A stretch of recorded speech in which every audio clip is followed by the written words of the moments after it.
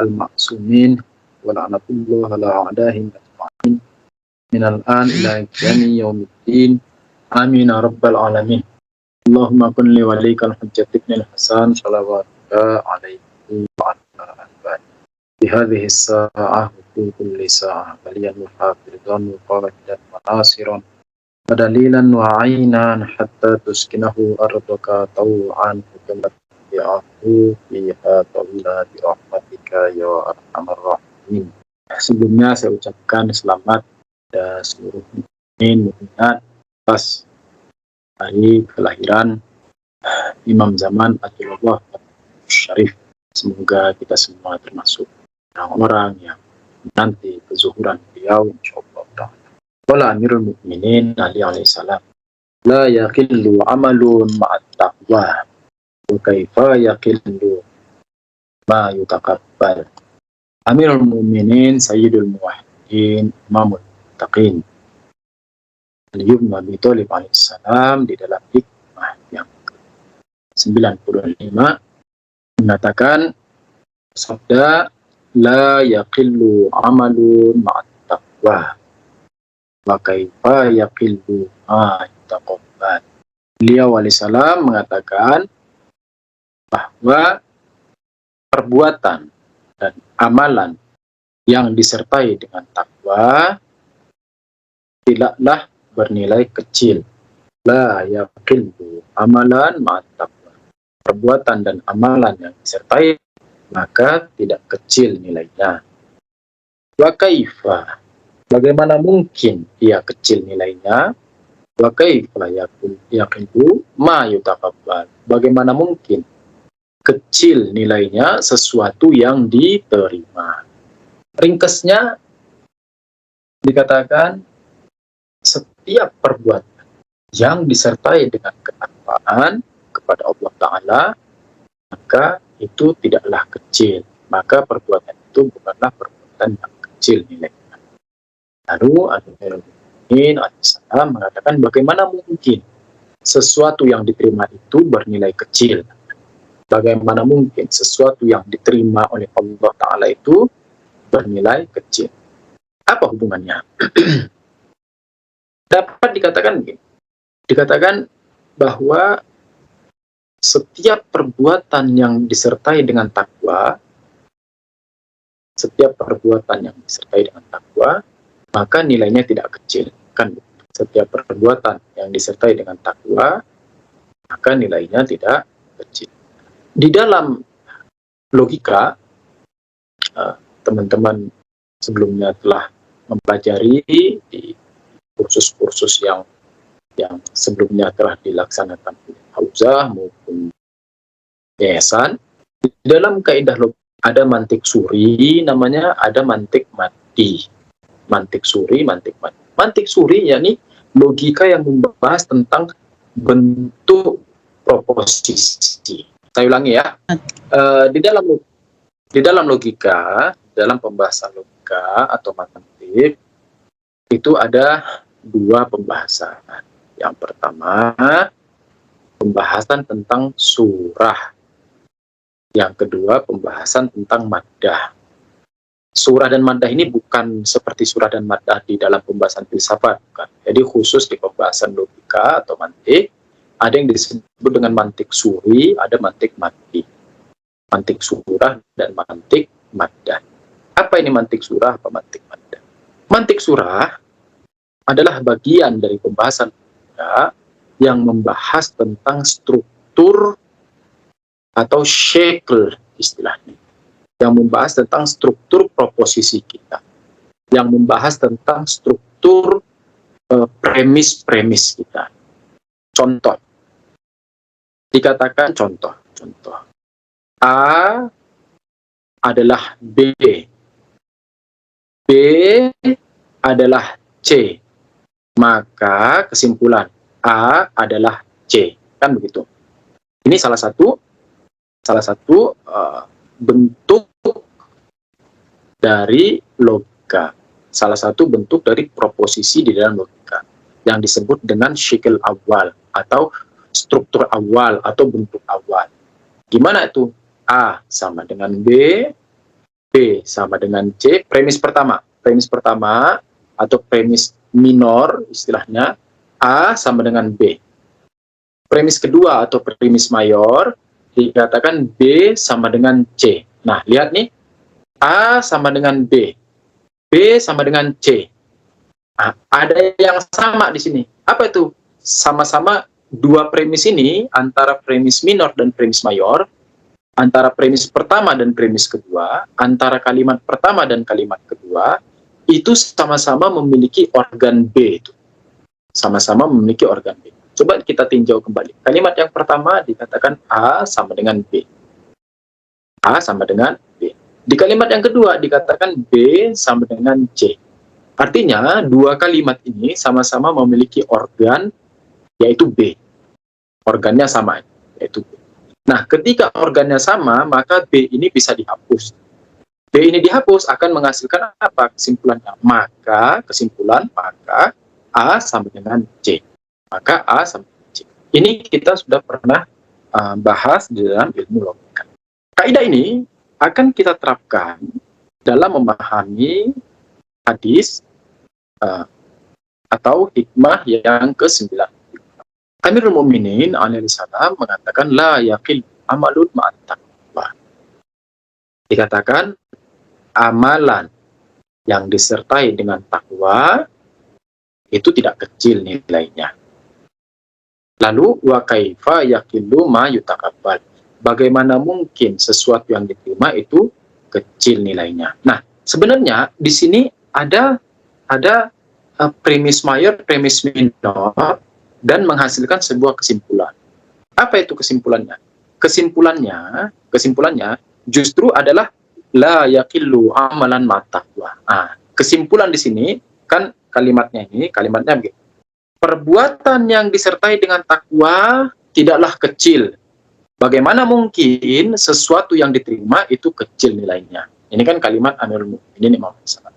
Kalau kita tinjau di dalam sebuah kalimat ini ada dua bagian. Bagian yang pertama apa dikatakan? Perbuatan yang disertai dengan takwa tidaklah kecil nilainya. Ini bagian pertama. Lalu bagian kedua, bagaimana mungkin sesuatu yang diterima oleh Allah Ta'ala itu kecil nilainya. Nah, lalu kita mau tarik ke dalam struktur logika kita tadi. A sama dengan B, B sama dengan C, maka kesimpulan A sama dengan C. Kalimat yang pertama Amirul Mukminin alaihi salam itu adalah kesimpulan kita. Kesimpulan kita apa? Jadi kesimpulan kita adalah perbuatan yang disertai dengan takwa tidaklah kecil nilainya. Saya ulangi, perbuatan yang disertai dengan takwa tidaklah kecil nilai. Nah, ini kesimpulan kita. Lalu bagaimana kita mendapatkan kesimpulan? Maka kita harus membangun struktur logika. Kita harus membangun struktur proposisi kita sehingga mendapatkan kesimpulan. Di mana kita harus membangun A sama B, B sama dengan C, lalu akan menghasilkan A sama dengan C. Nah, dikatakan kita akan membuat strukturnya. Strukturnya begini. Premis yang pertama atau kalimat yang pertama atau premis minor istilah. Premis minor atau sugro. Nah, kalau istilah mantiknya sugro, atau kalau istilah teman-teman di Indonesia premis minor, atau kalau kita mau mengatakan bahasa awam kita kalimat yang pertama. Kalimat yang pertama kita punya kalimat perbuatan yang disertai dengan takwa itu diterima oleh Allah Ta'ala. Nah, saya ulangi, perbuatan yang disertai dengan ketakwaan akan diterima oleh Allah Ta'ala. Ini kalimat yang pertama. Apa nih kalimat yang pertama kita? Perbuatan yang disertai dengan takwa akan diterima oleh Allah. Nah, ini premis minor kita. Ini kalimat pertama kita, atau ini sugro kita. Lalu kalimat kedua. Kalimat kedua kita, ini pelan-pelan karena kita bahasnya logika itu termasuk yang ribet, jadi kita pelan. Kalimat yang kedua, kita punya kalimat demikian. Segala perbuatan yang diterima oleh Allah Ta'ala, maka tidak kecil nilainya. Saya ulangi. segala perbuatan yang diterima Allah Ta'ala, maka tidak kecil nilainya. Apa kalimat kedua kita? Kalimat kedua kita apa tadi? Segala perbuatan yang diterima Allah tidak kecil. Ahsan. Ahsan. Sekarang saya ulangi. Saya ulangi biar lebih pakem. Kalimat yang pertama kita katakan segala perbuatan yang disertai dengan ketakwaan maka diterima oleh Allah Ta'ala. Ini satu. Kalimat yang kedua, dan segala perbuatan yang diterima Allah Ta'ala tidak kecil nilainya. Segala perbuatan yang diterima Allah Ta'ala tidak kecil nilainya. Maka kesimpulan apa? Kesimpulan, segala perbuatan yang disertai dengan ketakwaan tidak kecil. Ya, ini Imam Al-Islam mengutarakan sebuah sabda yang itu benar-benar logis istilah kita. Ya, ini betul-betul dibangun dalam struktur logika. Dikatakan perbuatan yang disertai dengan ketakwaan pasti diterima Allah Ta'ala. Dan segala perbuatan yang diterima Allah Ta'ala maka tidak kecil nilainya. Maka kesimpulan, segala perbuatan yang disertai dengan ketakwaan tidak kecil nilainya. Jelas nih sampai di sini? Insya Allah jelas. Allah Ustaz.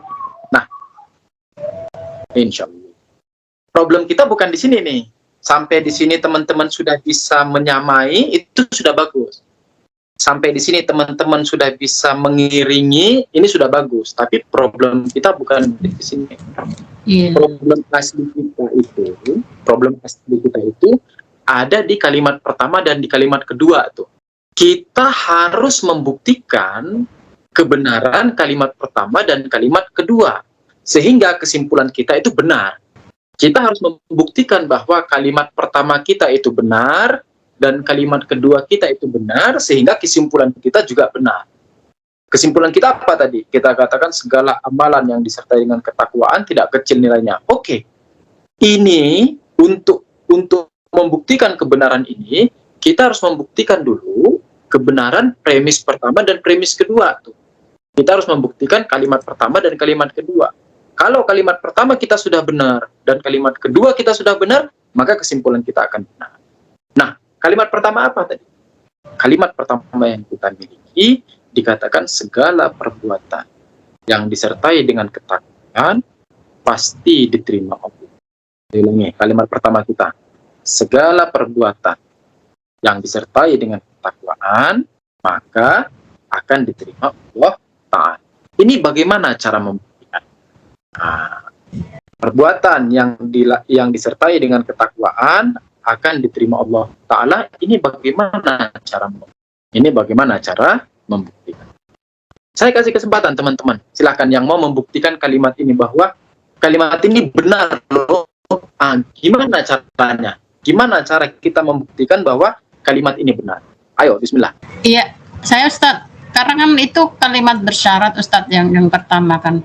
Segala perbuatan yang disertai dengan ketakwaan maka Allah akan terima. Dan ya kembali lagi dengan definisi takwa, bahwa takwa adalah mengikuti perintah Allah dan menjauhi larangan Allah, gitu Ustaz ya. Oke, terus? Ya. Gimana kalau sudah mengikuti perintah dan menjauhi larangan Allah, ya Allah akan terima itu. Gitu kah?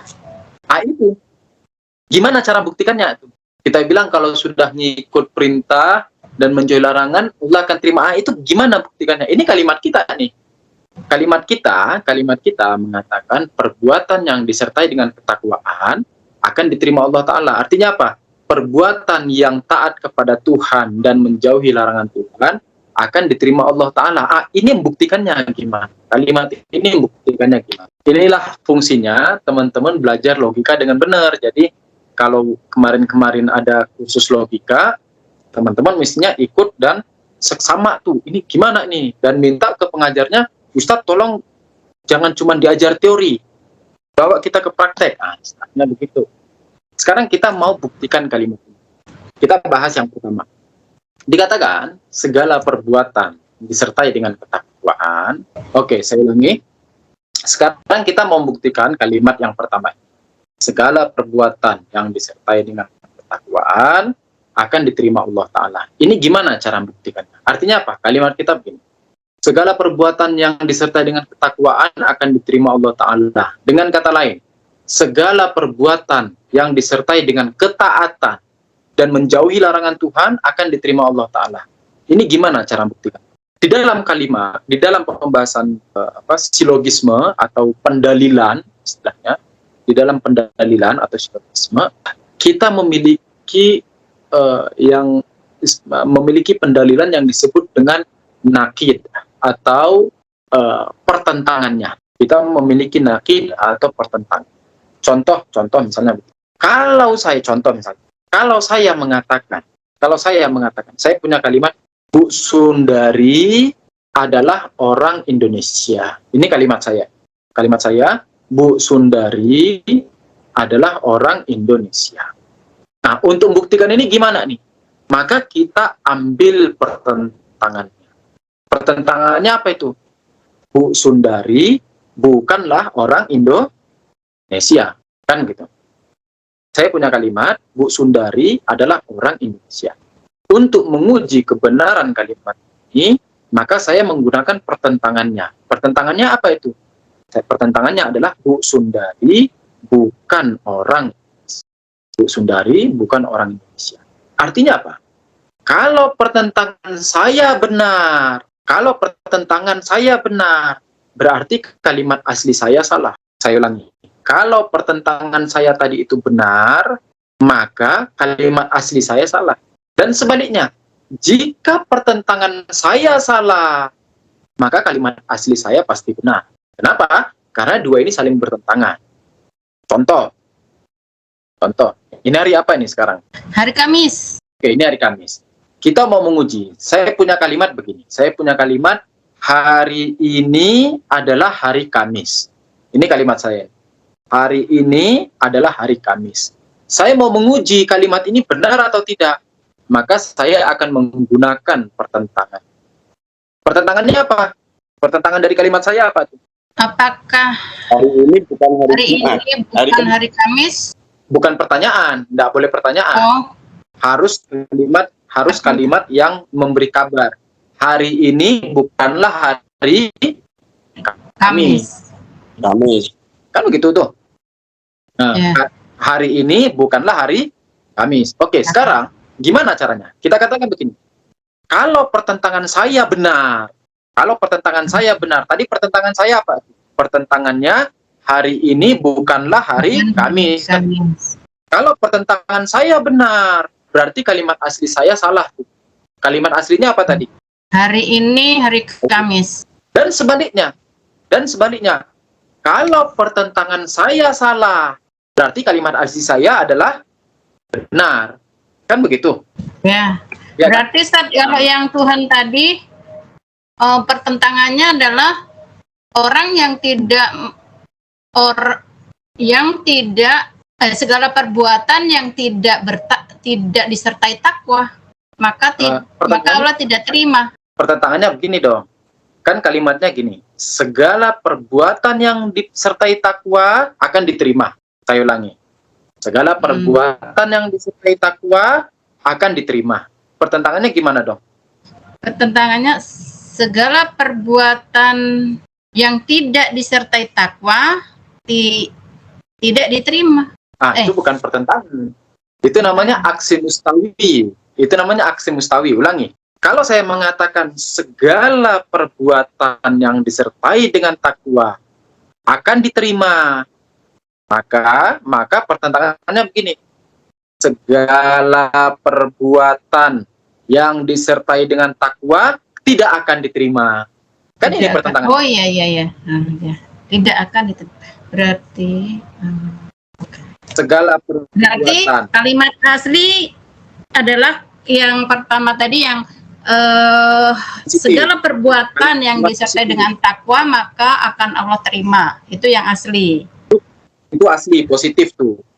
Berarti kalimat pertentangannya harus negatif tuh. Ya, yang tidak diterima.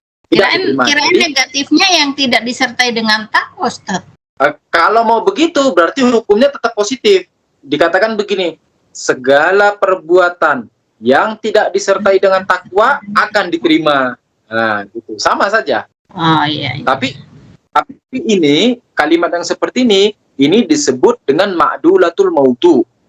Ini ma'dulatul maudu. Kita tidak masuk ke ma'dulatul maudu. Kita mau pakai pertentangan.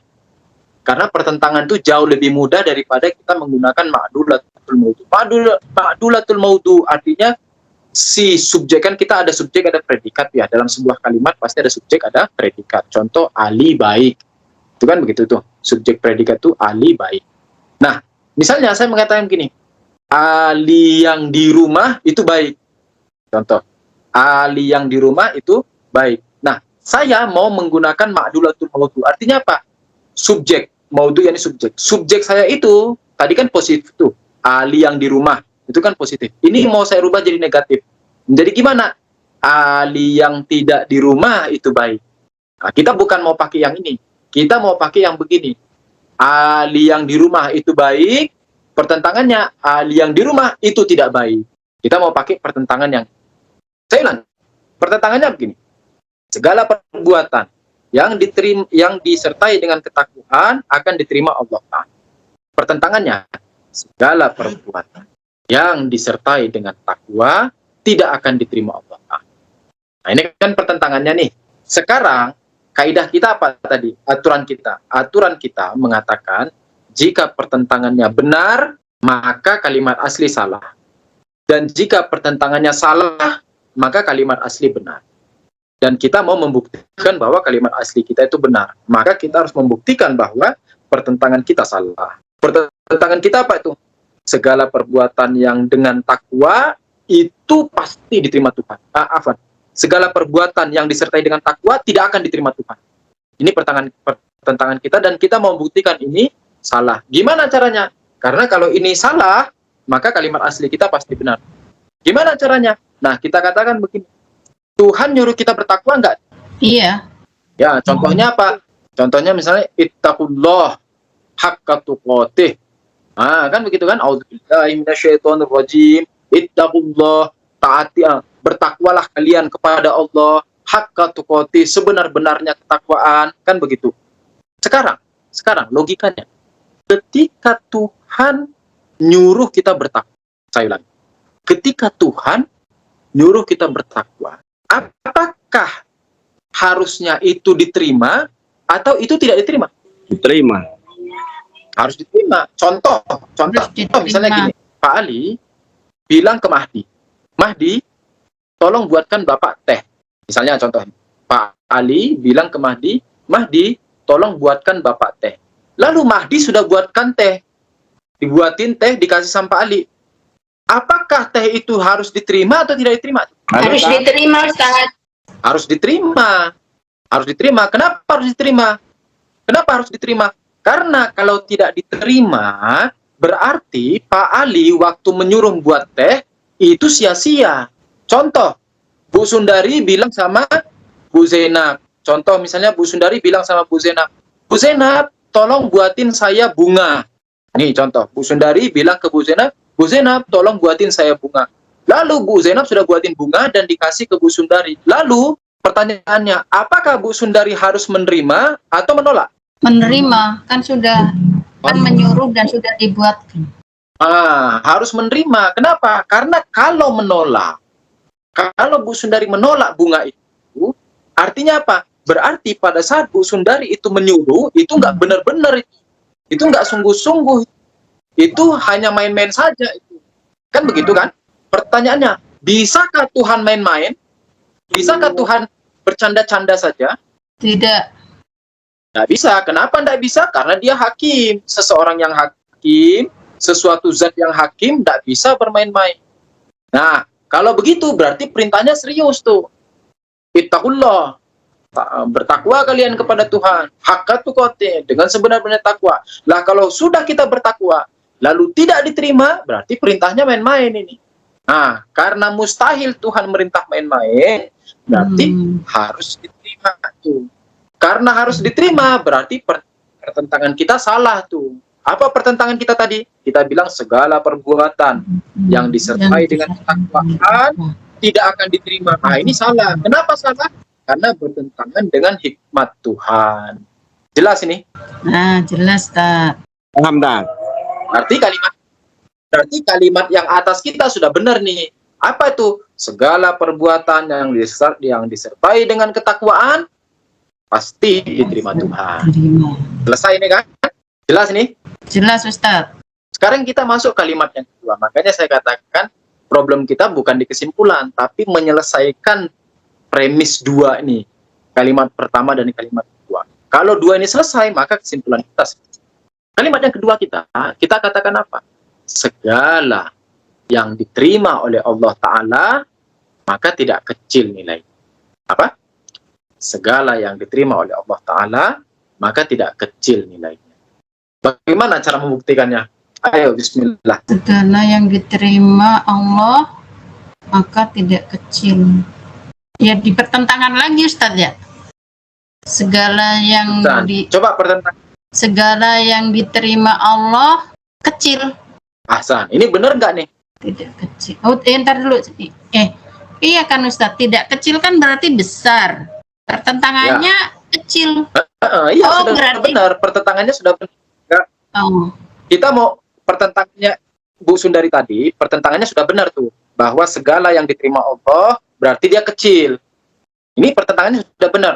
Yang saya minta, pertentangan ini kan harus dibuktikan juga nih. iya, berarti dibuktikan kayak tadi. Makanya tadi, Oh, iya, kayak tadi. Gimana? Ini benar nggak ini kalimat yang mengatakan segala yang diterima Tuhan, maka kecil nilainya? Ini benar nggak nih?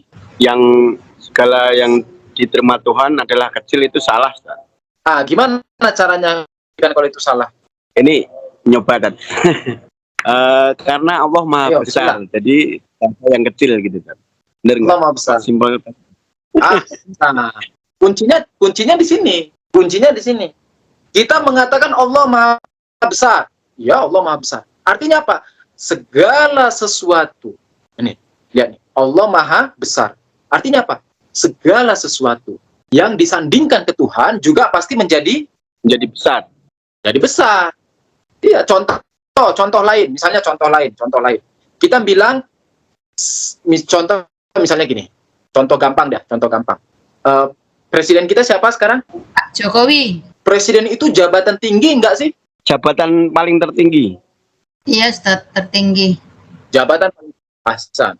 Artinya apa? Artinya kalau seandainya orang jadi presiden kan hebat banget itu ya.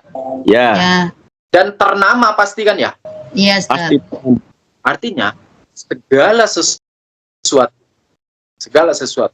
yang kita sandingkan kepada presiden itu juga pasti akan bernama. Segala sesuatu yang kita sandingkan kepada presiden itu juga akan bernama. Contoh, istrinya presiden. Contoh, anaknya presiden. Contoh, warung yang pernah didatangi presiden. Bayangin, kalau seandainya warungnya Pak Ali Sadewo itu pernah didatangin Jokowi.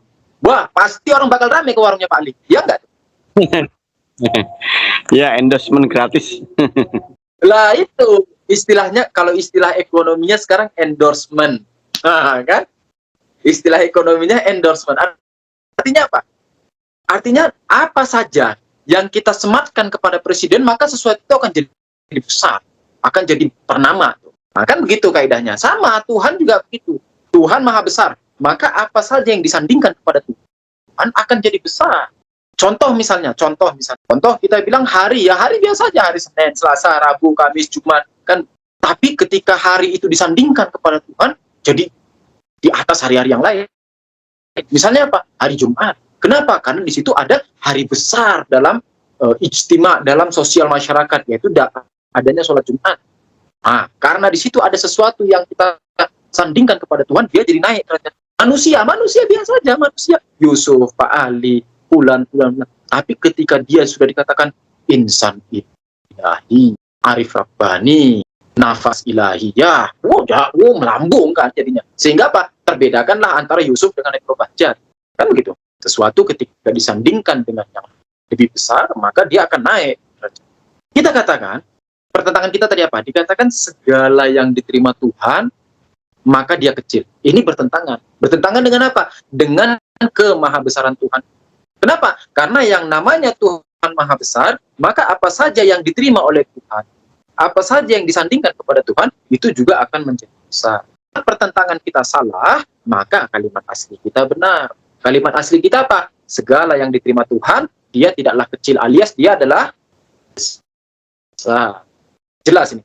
Iya Ustaz, jelas. Halo, jelas ini? Maka kita dapatlah kesimpulan bahwa segala perbuatan terkait dengan ketakwaan, ya besar.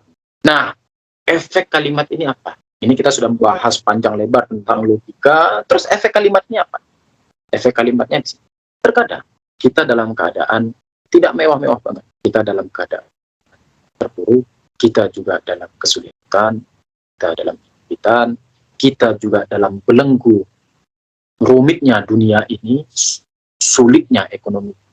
Tetapi kita masih menyempatkan membantu sesama mukmin, walau hanya segelas air, walau hanya sesendok nasi, walau hanya 1 cup beras.